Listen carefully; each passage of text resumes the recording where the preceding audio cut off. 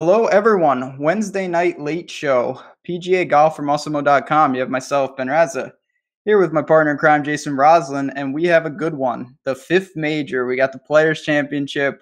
We're obviously going to break everything down. I see Chad is already in rare form. I'll let you debate what rare means, but how are you, my friend? What's going on? I'm doing good, man. I can't complain. It was a pretty decent week for me last Yeah, week. congratulations. Well done. Yeah, it was good. I went back and watched the show, and in the segment that we'll get to, we actually opened the segment up talking about Molinari, and so this time I put two other guys that you and I like to talk about and like right in the opening bat. So we'll see if we can go for 2 weeks in a row where the winner comes out of that kind of first questioning, which is always fun. Yeah, Molinari, I'm glad it helped you. It did not help me, but what a round. Credit to him. That was unreal. Obviously, he had a hole-in-one early in the tournament. Just an extreme putting, chipping. He just a full, incredible Sunday for him, and really impressive that he came from where he did to take that tournament.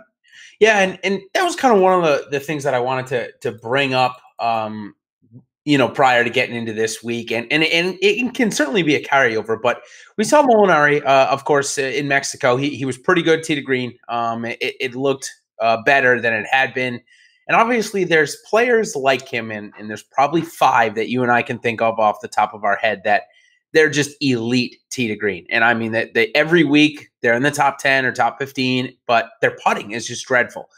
Now, last week, Molinari, obviously he drained the 45-footer on 18, but it was more than that. I mean, he was pretty good all week. He didn't miss a putt inside of 10 feet on Sunday, which is ridiculous when you really think about it. Now, when those guys catch fire, are these guys that you just really want to ride through? And I'm talking, Hanan, those type of guys that you consistently see in the top 10 of strokes gained tee to green, but the flat stick is either ice cold. Matsuyama is another one that obviously comes to name. I know it's a strategy people like to focus on, but look at what happens when they catch fire with the putter. They're top five or playing for the win. Certainly. Incredible ball strikers. It's a more repeatable thing, and you just have to really ask yourself what's more likely to regress. So, like with a guy like Hideki, who we're obviously going to talk about a lot tonight, I think there's a better chance he putts much better than has an awful iron. I think that's more repeatable than losing 9 strokes putting. It is what it is. But it's obvious. Someone like Benny On, it's a tough stomach because there is a very real chance he loses 5 strokes putting.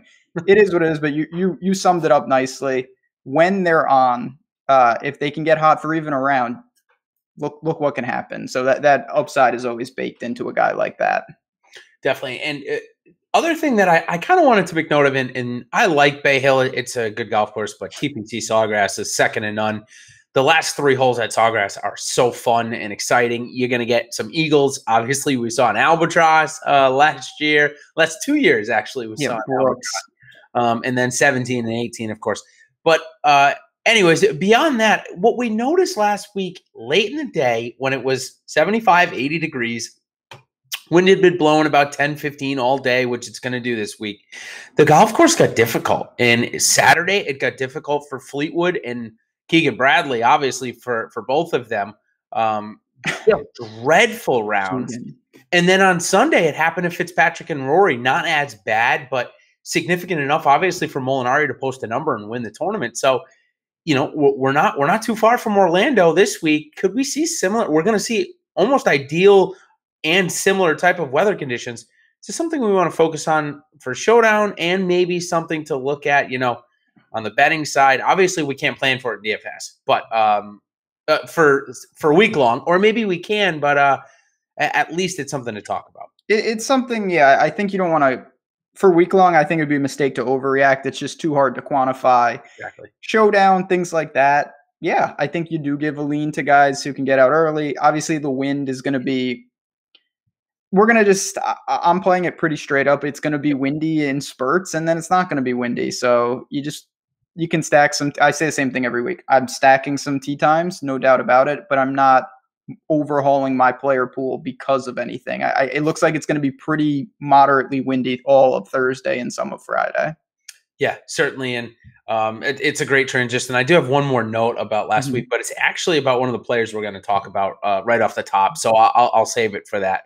But yeah, getting to the weather, it's going to be mid-60s for the guys teeing off. It's good, perfect golfing weather. Remember, these guys got to wear pants, so it's not like they're out there in shorts and playing golf. 60s is perfect. It'll warm up to 75. It's going to be consistent 10 miles per hour, which, you know, I've said a few times on the show, you know, I'm a pretty decent golfer. My handicap has skyrocketed from about a 1 when my son was born to about a 5, and it's still going up right now. But I can tell you that wind at 10 miles per hour, it doesn't really affect me that much. If you've got a good caddy and you're a good numbers cruncher, it's fine. 20 mile per hour gust, that starts to get annoying. So I think you'll see the golfers annoyed by it, only when it's gusting, but I don't think it's going to be too much of a factor. And it looks like it's going to be consistent for the 2 days. So I don't see much edge here. You kind of nailed it. Maybe do a couple stacks, but do you see an edge at all? No, it's one of those things. And I was talking with some of our members in Slack today and some sharp people. There may be an edge, but you're not going to be able to tell where it is. Like it may come that certain groups don't get gusts on 17, and that's great, but we're not going to know that. So you can't do anything about it. You just have to build. And if you get unlucky, you get unlucky. You know, that's one of the things about this tournament that makes it exciting and also very tilting, that your group can get some poor luck or you can get some lucky breaks.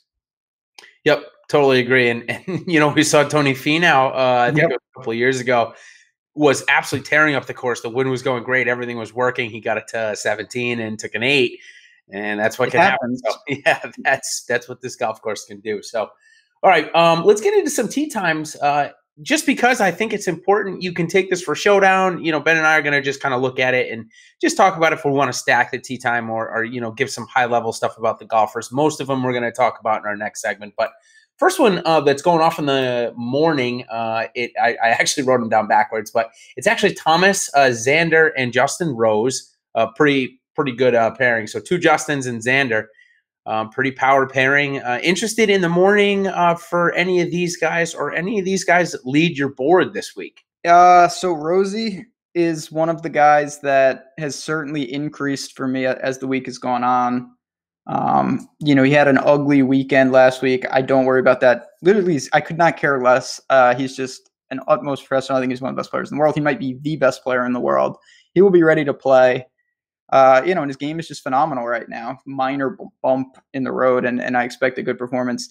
I will say the other two, and this is, you know, it's beyond a major strength field. This is the best of the best. You're not going to be able to have everyone.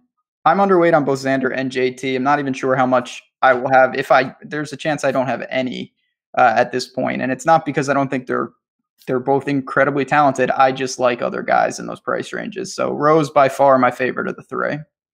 Yeah, and it's interesting. And of course, you can get the full slate ownership over on Osmo.com. And, you know, they've been absolutely fantastic this year in ownership. And they've got Zander is actually the highest owned guy in the slate. And I think, you know, him and one other guy, and we'll talk about him in just a little bit, about 22%. And of course, we're basing it on the $10, $250K to first, 1 million guarantee. That's what the basis of this ownership is for. But it kind of, I guess, makes sense, you know, in the theme of what we've been seeing. You know, Bryson last week, I think he was 9.7, and he ended up coming in relatively high. So it seems like people are going for that, I'll call it second tier, you know, not DJ or Rory or, you know, or JT, but they're going for that second tier star and starting their lineup with him. And maybe that's why the ownership is getting up there. But thought I'd bring that up. Next batch of tee times I want to talk about in the morning is Garcia, Rahm, and DJ. Definitely an interesting pairing. 2 power players with Sergio, who's more tactical off the tee. DJ has played good here since the renovation changes to the course. So anything here for you? I will tell you, DJ actually leads the board for me this week. Okay. Now we're talking. This is a pairing that I better get this one right. Yeah, I like all these guys. Yep. I will say there's been a lot of discussion about May to March. I don't know what to make of it. I will say the one thing I'm factoring in a little more, I've heard it on multiple press conferences, is I think more guys are going to pull driver on more holes. Yep. And that directly affects DJ and it directly affects Rahm. I think that's a big bonus for both of them. I like them significantly more than I would have if this was playing, you know, fast and firm. Yep. Sergio, obviously he loves this course. He's playing well. No problem with him. He's a little cheaper than the other two. But I don't think you could go wrong in this pairing. These are some of my favorite plays on the board. Yeah, and it's really interesting. I think when I first took a look at a guy like Rahm versus Zander in the beginning of the week, I thought Rahm was going to pace Zander in ownership, and it looks like I've got that totally flipped. And it's probably people looking at Rahm's approach numbers not being great recently, but like you said, if this does turn into a driver fest, not that Zander's short by any stretch or anything like that, he's quite long, but Jon Rahm, we know that's the driver is the best club in that bag for him when it's on. So I think it's a great call. I like I said, I love DJ this week. Last morning pairing that I want to talk about, then I'm only going to talk about 2 in the afternoon. The last morning is Mickelson, McIlroy, and Kuchar. Obviously, Roy coming in absolutely fantastic form. Phil Mickelson was supposed to be here. You can save your thoughts on Phil because he's actually going to be our first questioning in the last one. But I'll take your thoughts on Kuchar and Rory. I know you're a big fan of Rory, so you can tell me just Kuchar if you want. Yeah, Rory obviously in play. Play him as much as you'd like. I will say I don't have like a crazy amount because you can, because I like Rose, I like DJ, I like a lot of guys up there. What a bad pairing for him, just not to go on a rant, but he gets paired with Phil again. The last time is when Phil pulled the sprinkler head in Mexico. Anyway, Kuchar, flat 8K, certainly viable. Paul Casey's right there. Yeah. Super safe. I think very, very good play. So I don't mind Kuch, if you want to look to some, British Open splits, I've heard that thrown around. I don't think it's the craziest correlation. Obviously, he's had some success. Your boy Spieth has had some success in that same one. Kind of lukewarm on Kuchar. I have him, but not jamming him in by any stretch. Yeah, I'll be completely honest, he's more of a 7-4 guy in this type of field for me. It's just I won't play Matt Kuchar over Paul Casey. And I think, granted, a couple of times over the last 18 months that hasn't worked out in my favor, of course. But I think by and large, if you probably go back at comparing those two guys, Paul Casey probably wins more times than not. And he's a little bit cheaper. You can even duck down to Gary Woodland over the last 12 months against him. So, we'll move on. You did just mention Spieth, and I'll bring up he's playing with Fowler and Koepka. And, Jordan's not quite as slow as Bryson. Only when Jordan starts to get in trouble and things start to speed up on Jordan does he actually start to play a lot slower. So I don't think there's going to be any animosity, kind of like we saw with Koepka and DeChambeau last week. What do you think of the pairing? And is Jordan going to make your player pool because we know he's going to be owned by 2% of the people? Well, solely, I talked about this a little earlier in the week. One of the easiest guys for me, I'm going to take a slightly overweight position because I can get overweight with like 8%. Yeah, exactly. He's not going to kill me if he gets cut. I have no reason to think that he's going to play well. But if you're going to tell me I'm going to get someone like that at that ownership, I will just bank on long-term form where he could come out of nowhere and win. So no problem doing that. Not going to lose any sleep if Spieth plays horrible again. Yeah, I think that's totally fair. How about Fowler? I'll save Koepka for a little while, but tell me your thoughts on Fowler. He's one of the trickier ones for me because I mentioned I do like Rahm. Obviously, you've got Brooks, you've got Rose, other guys. I do have some Ricky. Obviously, he's a winner here. The thing that concerns me, he's gotten into his habit of he makes so many giant numbers, and now he's going to a course that's the killer. Like, you just cannot. Ricky is just, even on Sunday, I had some teams charging, and it's because Ricky's 5 under through like 8 holes. He's going to the easy back. And he ends up even par. Yeah. It's just like it unravels really fast. So I do have some concerns with just his ability to stay out of trouble at a course like this. But, at the same time, he's back to rolling it. I think when he plays like this, he's the best putter in the world. Definitely. And that can really cover up a lot. You don't need your iron game to be that crisp if inside 15 feet you're at a rate that he's hitting right now. Yeah, I did see some of your teams moving up, and it looks like I know we didn't cover it. It looks like you had a pretty good week yourself, though. Yeah, without Molinari, it was as good as I could have asked for. Chris Kirk, what a hero! He really that was a hero one for you. That was good. But so that's where I'm at with Ricky. It is scary the way he's putting up doubles and triples lately, though. Yeah, it is, and there are some guys way lower in the punt section that we'll get to that I'm kind of nervous about that exact same thing, but these guys are very talented golfers. So we'll get there. So we'll move on to our next segment. It's buy or sell, where I'm just going to kind of present some weird scenarios or different scenarios that we've seen of popular golfers or golfers that I like for the week or that you might like or general public might like. So first one I'm going to start with is Tiger Woods and Phil Mickelson. Both these guys were questionable, if I can use that golf tag or a football name in a golf sense, to play this week. And all of a sudden now they're both kind of in the featured pairings, definitely going to play. Tiger looks healthy. Phil looks like he likes the golf course. What gives about all this? Are you buying any of it? And are you buying that it's really the rough that Phil Mickelson is that nervous about? What's the deal here? Yeah, I don't know if he was like trying to incept them to change the course a little and get it more Augusta. Did it work? Phil, he's certainly got pulling some strings, definitely doing shady business. I wouldn't be stunned for a 30 for 30 on him in like 20 years. That's outrageous, but that's another story for another time. Yep. I like Tiger. I'm not that worried. I think it was precautionary. Obviously, I'm sure he wanted to play API, but he's still, he wants majors. He wants players. I think he's building and trending towards things like this. So I expect him to come out and be just fine. You're paying a lofty price tag for him. So it is what it is. But Tiger, I have some interest in. Phil is certainly not making my teams. See, I'm taking the other stance. I'm actually interested in Phil this week. Yeah.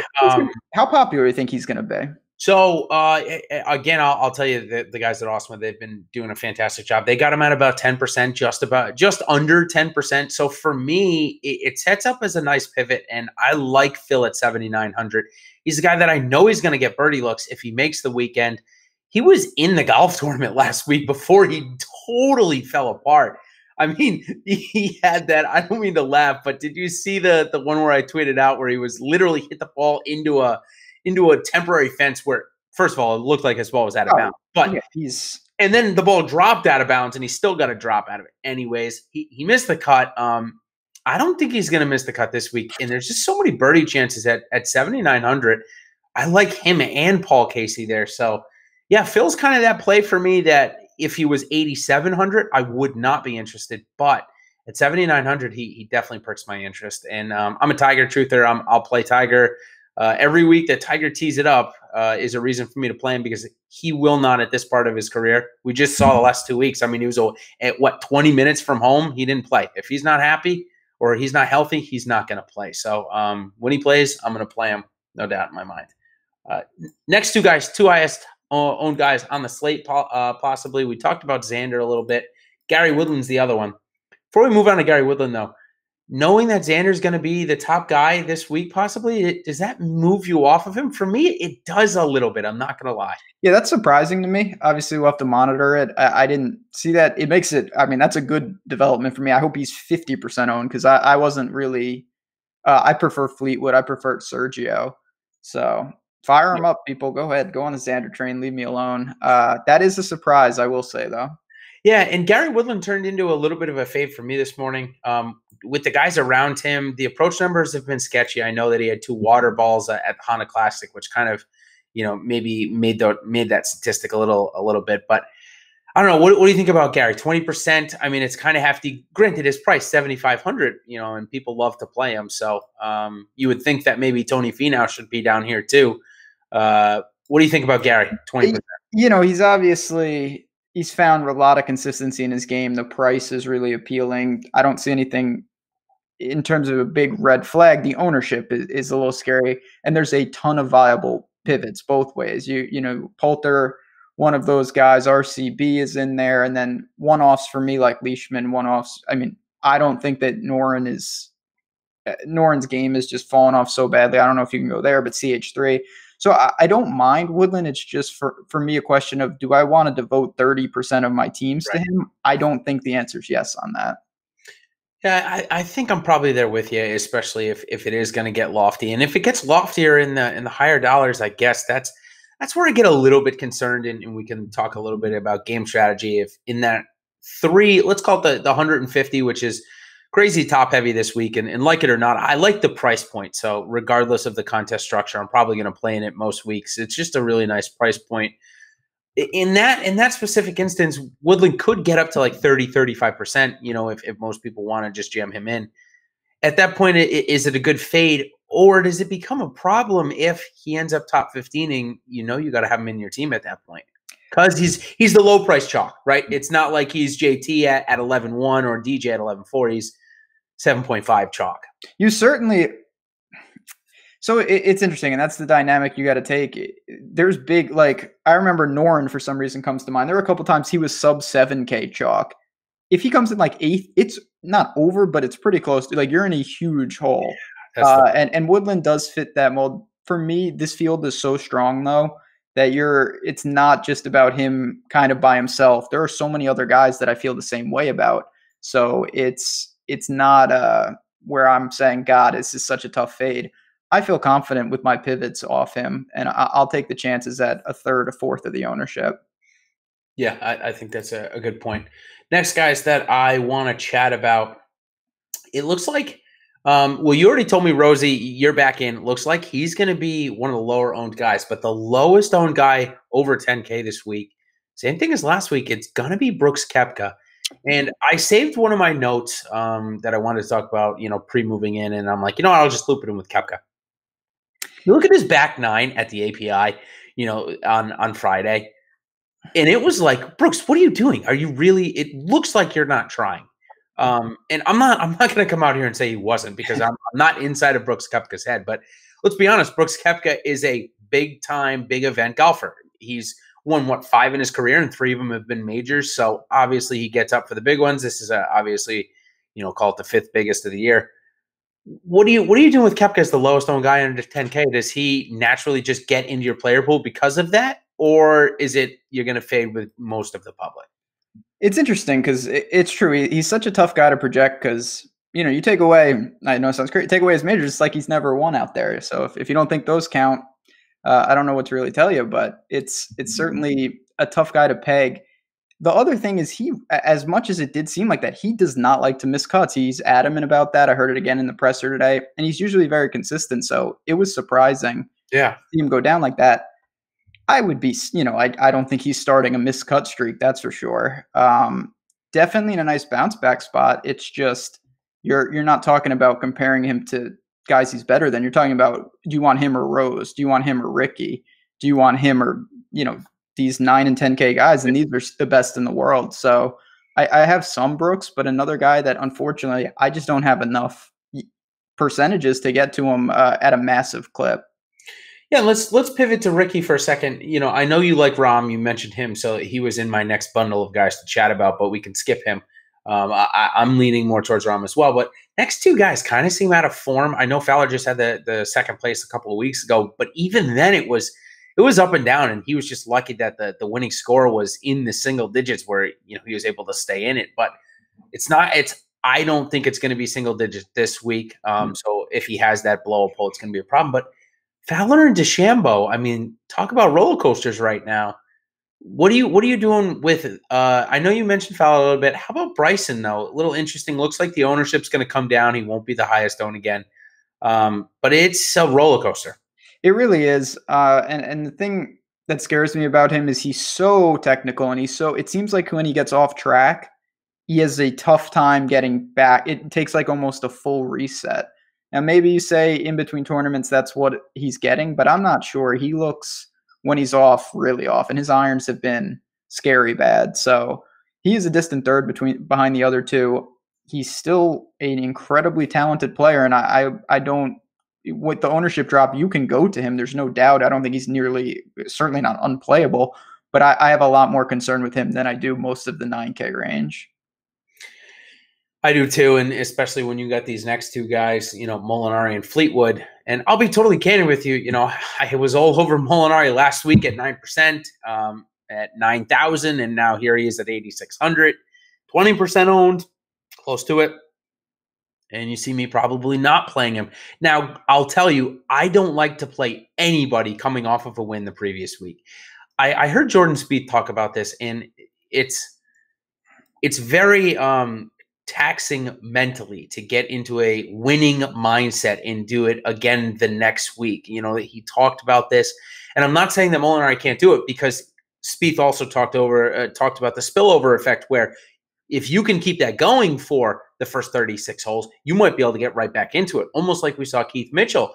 Keith Mitchell, another top 5, top 10 last week. I think he came T6, so just outside, but was able to get it right back, from the first round. He was right back in it. So I'm not going to say I'm fading him because he's definitely in my player pool and he's in a couple of my higher dollar lineups, but I wouldn't say he's in my best lineup. However, Fleetwood is, and I think Fleetwood wins one of the next 2 weeks. It's either this week or next week at the Valspar. I just think he's that close. Obviously, he can't get past Saturday, ran into a tough course, but what do you stand on these two guys? I mean, two guys that are obviously playing great golf. Yeah, Fleetwood, just anytime you're ready, guy, to just not derail on Saturday would be very, very useful. Yeah. I don't understand it. So I'm similar, and I'm trying not to, in DFS, I think one of the most important things is not to have hard and fast rules because you got to adapt. And for elite guys, DJ, JT, they can win and then they can just keep winning because they're that good and they're used to it. When it's a life-changing win, Adam Long, guys like that, obviously, I can't envision many scenarios where I would go right back to them. Speaking of which, I like him this week, by the way. Let's see. I will say he came. I didn't even know he was in the tournament last week, and then it's like, oh, he's not. It's like that escalated quickly. Molinari is obviously in the middle of those guys, and he has a decent track record of continuing. When he gets hot, he seems to stay hot. Yeah. So I do think that's a nice point to have if you're looking to play him. He's going to be popular. There are other guys in the 8K range, specifically Fleetwood and Decky for me that I prefer. So I'm not going to get there too much, if at all. So, and it's not because I don't think he can play well, but there's just, again, an opportunity cost that I'm not willing to buy. Yeah, and Matsuyama, Finau are kind of my sweet spots this week. It looks like people are not ready to quite trust Matsuyama. I'm just going to buy the putter coming around for 1 week, and he's going to win. The stats are there. It's statistically showing that he's going to win when he makes the field average on inside of 15-foot putts. I think last week he probably had the most looks or one of the most looks inside of 15 feet last week. So, listen, I'm just going to keep betting on that. And it's real close, and we've seen with Matsuyama when it gets close, he can win a golf tournament by a lot if it ends up clicking. So I don't know if it's going to be here. I don't know if it's going to be, the match play where, maybe it doesn't matter as much, or if it's going to be Augusta, but it's going to happen soon. I do feel that way. Tony Finau is another one, though, a little sweet spot for me. I actually like him. The form seems to be coming around quietly, went about his business in Mexico and had a pretty good showing. So I'm interested in Finau this week. I'll let you both guys. Finau's obviously old news, which I like. The 40% Tony Finau days are over, at least for a little while. And that makes me more interested if it's driver heavy, heavier. I'm not going to, this is not a bomber's paradise by any stretch. But that can only help him. So no problem with there. I don't think you're going to need that much to get over. And obviously I'm echoing your thoughts. With Hideki, we've seen, he's not the best putter in the world. I'm not saying he is, but we've seen him get hot with a putter. And when he does, it's over. When he gets going, his upside is, he's one of the when I remember Bridgestone, that was just unreal. The way he can get going, it's a guy that you always want to have some shares of. Definitely. Next two guys, this is going to be fun. Patrick Reed and Jordan Spieth, the drama creators, both going to be under 5%. And granted, we know about Jordan Spieth, and I'm a big truther. I brought up, in the Slack channel, 65-1 first round leader. It's more maybe for the betting show, but listen, Jordan's been there for the first 36 holes, first 47 holes, first 49 holes a couple of times. So, we know he's maybe like 40% close. I think there's still a long way to go. But at 4% with $250,000 sitting in first place, I just think you'd be silly not to have either of these guys in your lineup a couple times. And you know what? Let's throw Jason Day in that pile as well. He's probably going to be under 8% owned. So these three guys, I'm not saying go put them on the same lineup, but if you're making 20, 30, 40, 50, or 100-plus lineup, you'd be silly not to have these guys in them. Yeah, no, it actually relates. We just had a question in chat about, I get that a lot of, like, how many golfers do you choose for 150 or 20? And there's no answer. It just depends on your risk tolerance, your portfolio. And I think in a field like that, you do want to have some stabs with guys that are going to be 2, 3, 4%. You can get overweight. You don't need to You don't need to play 40% Spieth. You don't need to play 40% Reed. Hey, you can even play one Spieth or Reed and still even match the field, and you'll still have upside if that's the one lineup.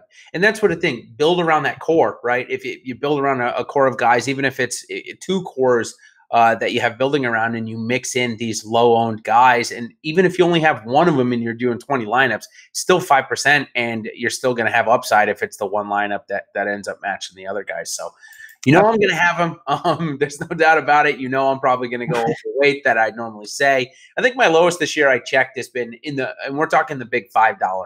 I have come off him in the high dollars just because it's not worth my risk investment there. But in the $5, I think my lowest this year is 45%, and I think I might go under that. I might end up under here. It'll be close to that, though. I got to be honest with you. It's no, I mean, I certainly am going to have my fair share of day, and I don't mind Reed either, actually.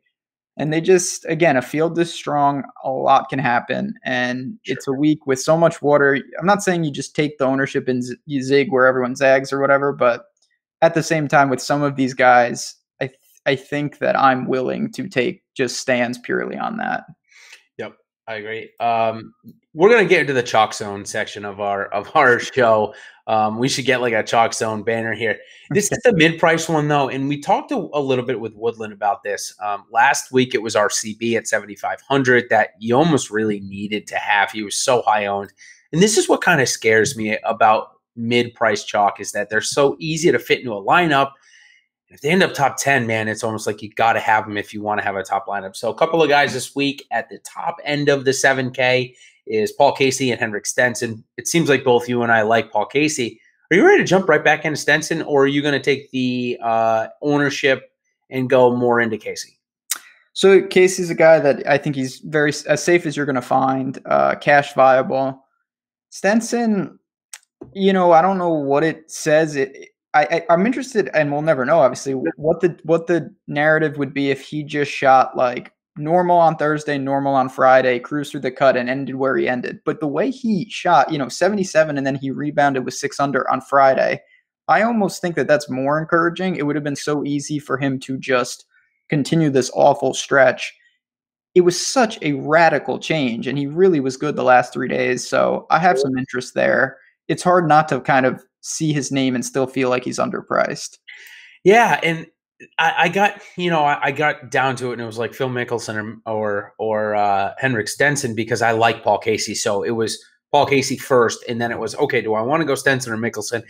And I ended up going Mickelson in a lot of the higher dollars only because I felt like Stenson isn't quite there yet. I know that the radical change happened, and maybe that's all it needed to take. But I guess I'm just not ready because the form was so bad. It's not like he won, came second. I mean, this guy was missing cuts every week. So I'm not quite there yet on Henrik. I'll have some in the $10 because I think there is. If he's back, a top 15 upside for sure. So that's kind of the start. The next batch, 3 guys, all going to be over 15%. We got Poulter, who's got great course history. Mark Leishman, who looked like he was going to just sail into Jacksonville 4 days early, and then all of a sudden caught form, almost like Stenson did. And then Rafa, who we already talked about. 3 of those guys, all chalk. What are you thinking here? So again, Poulter is a guy that he's playing incredibly well. I think cash viable. No real problem. I'm not overly in love with it. I think he fits what you want to do in cash. I wouldn't be stunned to see him come in the mid-20s and just deliver a fine performance. Leishman, I think I'm interested in. I would expect him to be a little lower owned than the other 2, to be honest. Yep. And then RCB, obviously, it's hard to really rail against him at this point. He's underpriced. It's worth noting that the pricing's released before the last tournament for majors and the players. Yep. Obviously, guys like Molinari, RCB, these guys would be higher priced if we saw those finishes. So you're getting a discount there. The ownership's going to follow, though. So that's what you really want to weigh. These are guys that I'm looking to in cash, and maybe I come in slightly underweight when you look at my entire portfolio for tournaments. Yeah, I think for the 3 entry stuff, I think it's okay to fade. If you are end up playing the MME, I think it's fine to play him there because you'll probably get lower ownership in the $10. Just so many entries. Where in the $150, you're probably going to see, like you said, north of 20% on somebody like RCB. So Next batch, Glover and Kokrak, both over 10%, both playing way better than they should. I'm on the fade train on Jason Kokrak. I'll be honest. He was 50th last year in ball striking. He's up to like 10th right now. That's going to regress. Glover, though, Glover's a major winner. Glover has some, I think, more talent than Kokrak. So I'm okay playing Glover. Where do you stand on these guys? Yeah, Kokrak has been incredibly impressive. So, last week he wasn't as owned as I thought he would be. And if I knew that, I would have played, but I think he's going to be popular at 6,700. Yeah. There's other guys, Hadley, Berger. Berger's extreme, but I still think it's somewhat viable. Yeah. I'm not going there with Kokrak. Lucas Glover's clearly a better player. But one thing I will say, just Glover's putting very well in addition to he's always a good ball striker, and that's scary because he's not a good putter. Yeah, that kind of reminiscent of a Webb Simpson. Now, not quite there yet, but it's kind of getting close to it. I think he's bracing his arm, the Matt Kuchar method, if I saw correctly. Maybe I didn't, but if somebody in Slack saw it, I thought that's what I saw at the Honda Classic a couple of weeks ago. So very interesting on Glover. He's in my player pool. Next three guys have helped me win some money the past 2 weeks, no doubt about it. Hanan, Sung JM, Keith Mitchell, all 6,800, all like 5 to 10%, which obviously doesn't scare me. They're all three in my player pool. Again, Ben, I can't get away from these three guys. They are playing too good. I'll ride the train until they tell me to get off of it. What about you? Absolutely. I mean, it's hard not to like them. I will say, and it depends on your tournament. I think in higher stakes, Im and Am could both be a little up there. Yeah, they got it. I mean, they're sharp plays. There's no doubt in my mind that they check boxes. Im in particular is just, he gains everywhere. He's very good around the greens. He makes timely putts. Good player. Obviously, Ben is an incredible ball striker. He cannot putt. We all know that. I still like him a lot. It's just he has a clear leak in his game where Sungjae Im is just well-rounded. No, just really seems to perform week in and week out. Yeah, especially when he gets on runs, right? And we talked about it, his run derailed. He got 10, 14, maybe even 16 days off. Got a while just to sit back and kind of catch himself, and now he's back. We talked last week exactly about Sungjae, and we said we'd rather see him go into the weekend in 13th or 10th or 8th, not first, and that's exactly what we got, and look where he finished, top 3. So obviously Sungjae still learning to maybe play with the lead, but 6,800, man, if you're not looking at him for your highest dollar buy-ins, I think, especially if you're going to play a Rory, JT, or DJ, you got to have Sungjae or Byung-hyun or Keith Mitchell. Honestly, I like all three of them. I probably would go, which seems like you are, Sungjae, Keith, and then Byung-hyun, or are you Benny over Keith at this point? I'm Benny over Keith, no doubt about that. There's a lot of guys, like I said. I think you can mix and match here. I'm not going to put Danny Lee in the category with these guys because he is not. But in a $5 100,000 person tournament, if you think it's carnage, you're going to take out a chunk of the field if you can get the right $6,800 guy. And Danny Lee had 2 7s on the back 9 to miss the cut. That's what you do when you roster him. So be prepared. And it is what it is. But I will say, I will probably mix and match in a range that I think you need on a lot of builds. You just mentioned that. You go up to JT, DJ, you're going to want someone in this range. Yeah, and I've gotten a few questions throughout the week about, and this is just a good time. We're going to get to the Make the Cut segment, which is going to cover a lot of the guys that we're up to at this point. If you've been following, we go down the salary list pretty good. And this next Make the Cut segment is going to focus on pretty much all of our punts, and you'll get probably our top punt plays in it. If not, certainly ask us in the chat. But what do you make of DraftKings putting out this $100,000 to first $333K guaranteed or $300K guaranteed? Oh, yeah. Secondary. I mean, they obviously mispriced it this week. The demand was so strong, and I hope they don't do it for the Masters. But what do you make of it? And would you recommend people looking for their money elsewhere instead of playing such a top-heavy event like that? I mean, there's good contests out there this week, solid contests at different price points. So would you recommend chasing something like that unless it's going to overlay? Yeah, not really. I mean, it depends. Again, obviously, you got your bankroll and you allocate it how you want. But if you're trying to, a lot of times talk to a ton of people in our Slack chat, and most people say the same thing. Like, I want to find a way to play some more stuff, have more dollars to play. Playing in a thing worth 1/3 of the prize pool as to first is not the way to do that. If you're trying to hit a lotto ticket and you have $100 or that whatever, and you want to go for it, you do want to be very aggressive. Your chances are better at hitting a 6-figure score. Like, of course, but of course, way better at losing your money as well. It's just, if you have a top 1% lineup, there's a real chance that you return like 5x, and that's a killer. That hurts. So it is what it is. You just, no matter what you choose, there's no right answer, but you're doing it wrong if you don't understand what you're in. That's the key. Like, if you want to be aggressive playing something like that, if you want to grind, find good structures, find things with 2x min cashes, and work your way up, and then take a couple stabs at something like that. Yeah, one other one that I will say is top heavy, but is not as top heavy, 94% full, so still a little chance. And they're running a cool promotion on FanDuel. It's they're throwing $50K to first, $200K guaranteed, so 25%, not as bad or egregious. But they've got a $17K jackpot for the 17th hole. If you're a golfer that you roster, it's a hole in one.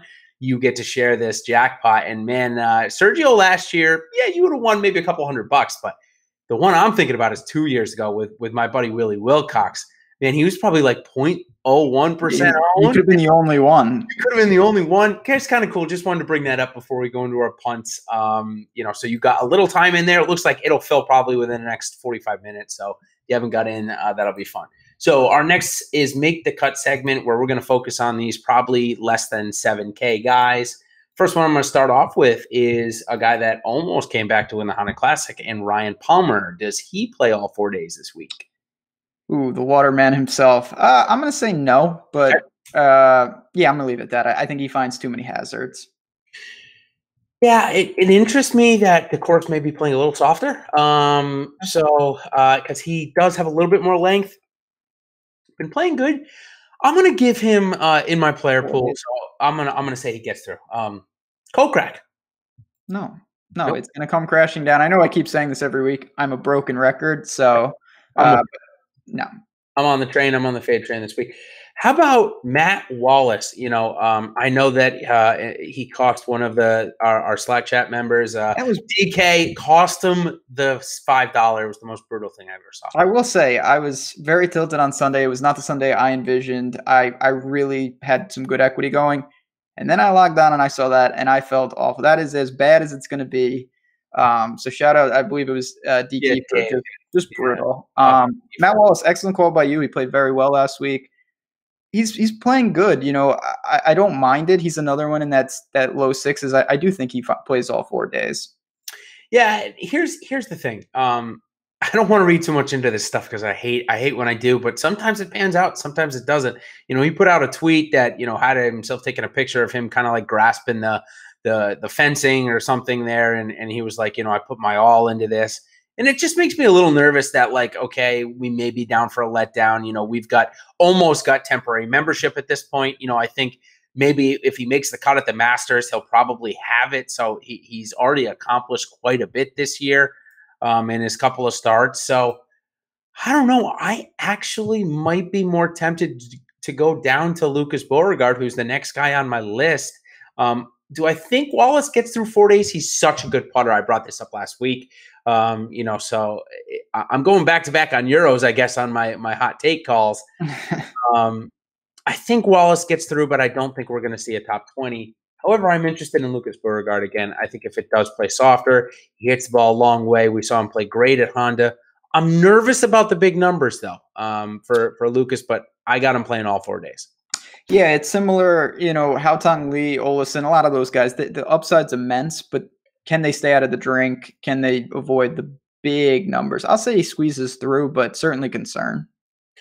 Another guy that makes big numbers, but ball striking was great at the Honda Classic, except for a couple water balls on the bear trap, which I've said a couple of guys.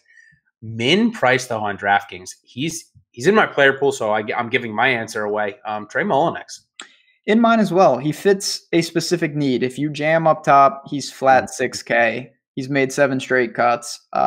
Obviously, there's risk, but he's the min, and he shouldn't be the min. So it's as easy as that. Captain Hero Kirk. Maybe he found something. He does love this course. If he didn't go into the damn rocks and then argue with Bones on the air, I would have probably more. But other than that, I think he's doing all right. So I'll say he finds. It wasn't even close. Sunday. It wasn't even close. Like, what do you mean it wasn't close? It wasn't even close, buddy. I'm sorry. But it wasn't even close. Now, RCB's was close. It looked like it was over the line. Yes, Kirk's true. Okay, so I actually he switched to the armbar putting, and he needed to. I'm actually interested in Chris Kirk. He'll be in nothing crazy, but he'll be in the player pool, so I think he gets through. Scott Piercy kind of fits the Benny On mold, but not quite as good, and hasn't been quite as good recently. What do you think? And the next guy on the list is your guy, so I'm gonna give you two kind of in back-to-backs that are going to be tough. But what do you think about Piercy? Sick. Yeah, Scott Piercy. I just can't. I like to play Scott Piercy. He's just awful. It's bad. He's been on, but the ball striking is honestly not as stable right now. He should be crisper. I'm going to say he has a short week. Okay. I think that's fair. How about Ryan Blom, your guy? Ryan Blom, for him, nuclear upside last week with the 17th. You never see that. Usually comes in 60th. I think he's fine if you want to go there. If it plays longer, obviously that's concerning. He's not a long hitter at all. But you know what? He's putting together a quality year for him. He really is, actually. Yep. Yeah.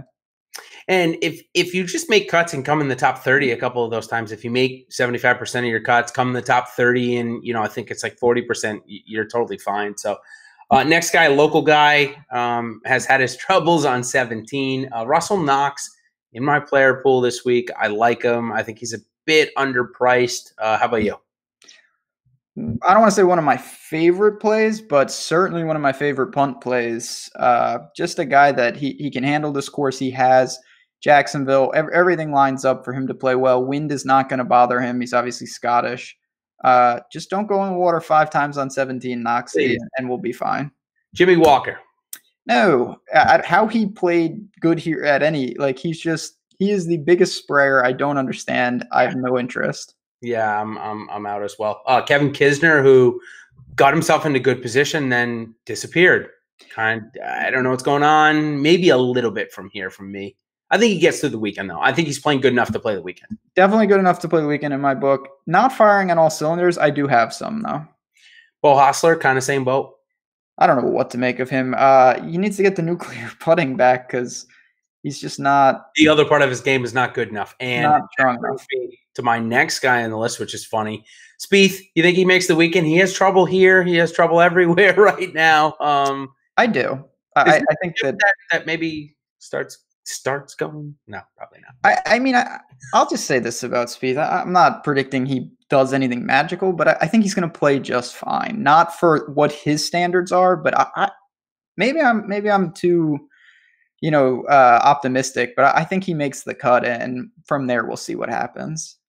But Russell Henley, Justin Hadley or Russell Henley? Who we got? Both. Actually, okay. Russell Henley is who I asked, but I'm also interested in Hadley, and I'm going to play Hadley. But how about Henley? Both those two fools. God, I see it because he can be crafty. Obviously, he's done it in strong fields. He's had some good showings in the Masters and whatnot.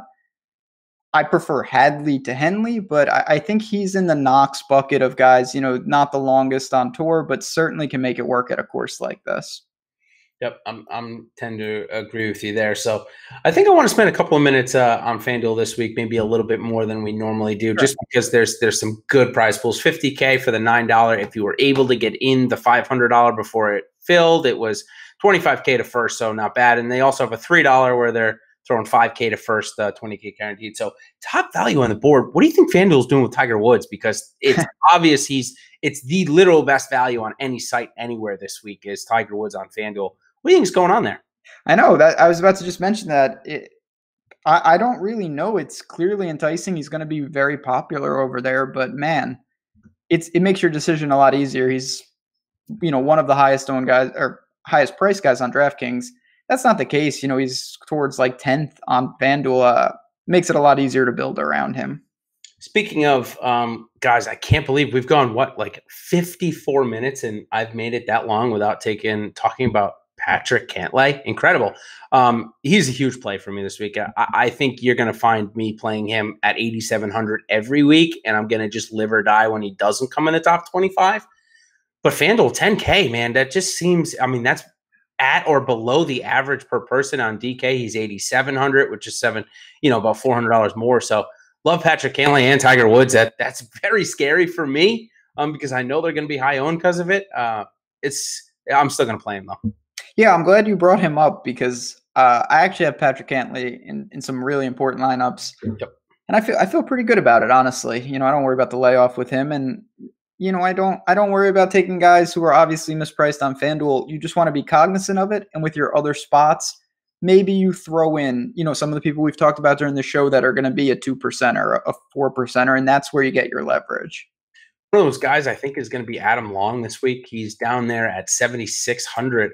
Strokes gained tee to green continued to look good after round 2 last week. Round 2, round 3, round 4 looked really good.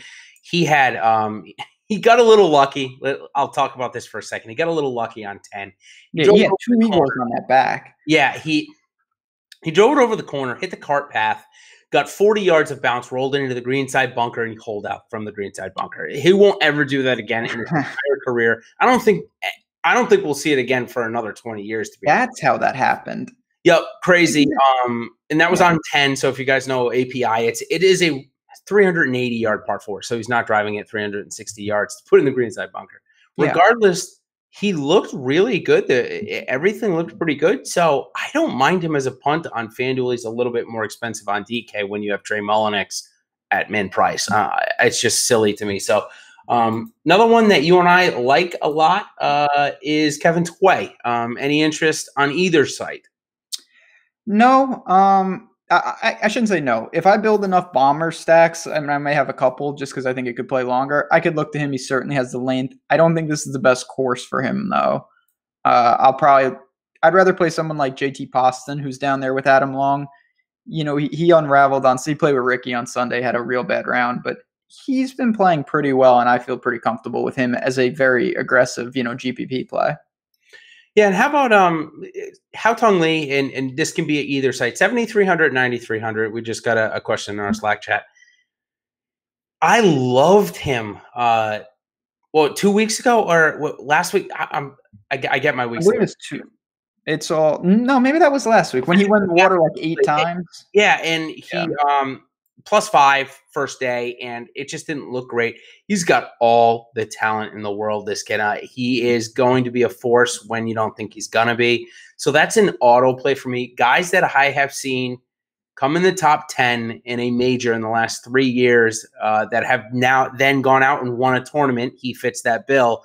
Zander Schauffele fits that bill. A couple of these guys, they're just auto rosters when they get this cheap. 7,300. Granted, I make a lot of lineups, and Ben, I know you're a multi-ender guy. Maybe not 150, but you definitely knew more. He's going to be a part of my player pool, probably like 10%, somewhere in that range. Yeah, he's a guy you're going to get what we saw last week from him. You just have to live with that. He has very bad gets away from him, but he also has all the talent in the world, and we've seen that obviously at British Open and in the Euro Tour. He's a winner. He can play. There's no doubt about it. So. You don't, I think for me, another guy who I find very simple, you just play a nice percentage. He gets a little leverage. You don't overhaul it because the blow up risk is immense. And when he goes off, you can get rewarded in a big way, even with only 10% of your lineups. Yep, absolutely. All right. Well, I guess we'll go on to our hottest take. I'm going for the three-peat. I'm going for the turn here. I'm having a little bit more difficulty because, like, the 3 guys at 6,800, I love all 3 of them, but it's not really a hot take if they're both coming off of top 10. All 3 of them are coming off top 10s. Talk about Mitchell, Hanan, and Im. I can't really use them again, even though it is the players. I can't really use them. So I'm not going to use Spieth because that's too boring. So I'm going to go Patrick Cantlay, top 5 this week. I just think that the game is converging perfectly. The overseed should help him around the green, which is his weakest spot. I think Patrick Cantlay, I don't know if he's ready to win because I'm going to have to go throw, a couple $100 on him to win now just because we're talking about it. Top 5. That's my pick this week. Okay. I'm going to go, I'm going to say that, you did the top 5. I'm going to say that John Rahm wins. Oh, man. I know that's a little against the grain, but I think that the way this course sets up potentially can really play into his hands. And it's one of these things. It's a big risk reward. He could really struggle. There's no doubt. I'm prepared for that. I think if he gets going, though, and he can pull driver more than we thought, we could see him, I don't want to say come out of nowhere because he's an incredible player, but he hasn't been on the mind. And I think that Rahm takes it home this week. That's what I'm going with. Well, we've got a good stretch of golf right now. Obviously, this week is so fun. Valspar is my home event. I'm going to be on site the first 3 days, Monday, Tuesday, Wednesday. I love going and annoying the golfers. It's fun. And I don't mean really annoy. I just go and follow them around. Last year, I actually got to walk around with Hideki for a couple of probably like 5 holes. He was watching his swing that I had taped on my iPad. He was looking at something. Who knows? Stuff like that is fun. So you'll see me there. If you guys want me to follow any golfers, or if you're really looking into it, let me know. Obviously, by the time we tape our show next Wednesday, I'll have already gone through that. So thought I'd bring that up. Then we get a really great format. DraftKings did an amazing job last year with the match play. I love it now that they brought out the match play. So that'll be some fun strategy talk. Then we'll call it a week off. It's not going to be quite a week off, but it will be before we get to the big one, the Masters. Can't wait. They just put some satellites out for that. I expect to see Millionaire Maker satellites probably, maybe this weekend or maybe early next week. Who knows? Actually, maybe tomorrow morning. Maybe we'll see some pop up. Absolutely. So that'll be fun. So Ben, any parting thoughts? No, I mean, I think, listen, it's a fun event. It's a lot of water, so it is what it is. We're going to have to all deal with it. As always, on your way out, if you could hit the like button, we would appreciate it. Find us on Twitter, find us in Slack, all that good stuff. First, I'm not going to say it's the first major of the year because it's not, but first real big one, and I am excited. It's going to be a blast. Anything else before we sign on off? All right, one last thing because Dave, our guy that we were talking about earlier, Kiefer, he asked 2 last guys, so we'll end it. And what a great way to end the show, talking about Brunson Burgoon and Satoshi Kodaira. You got anything on those guys? Satoshi definitely out. Brunson Burgoon, he is a good driver of the ball. So if you want to literally like 0.1% play in the $5, maybe a share. But other than that, I don't think you can reasonably trust either. Well, yeah, I can't wait, guys. Until then, cheers and good luck.